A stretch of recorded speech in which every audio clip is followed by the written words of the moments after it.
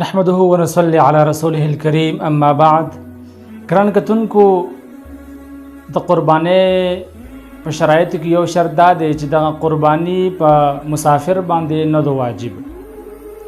آیا په دغه مسافرو کې حجي رادرومي او که نه؟ یعنی کوم یو کس چې حج د پاره تللی وي، آیا په دغه حاجي باندې قرباني کول دا واجب دی او که نه؟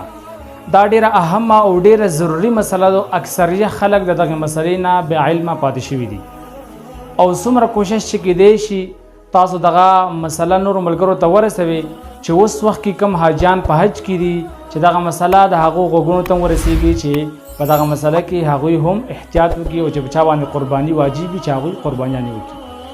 ګران کتونکو، د قربانۍ په شرایطو کې یو شرط دا دی چې دغه انسان به مسافر نه وي، یعنی مقیم به وي. نو بیا په داسې مقیم باندې قرباني کول دا واجب دي. خو یو حاجي دی، هغه حج د پاره لاړو، آیا دغه حاجي دی به قرباني کوي او که نه به کوي؟ ګران کتونکو، د دپاره دوه صورتونه دي. یو صورت دا دی که چېرته دغه حاجي حج د پاره لاړو او په دغه حج کې دغه حاجي په مکه معظمه کې د 15 ورځو نه زیاتې ورځې تېرولې، نو په دغه صورت کې دغه حاجي دا مقیم دی.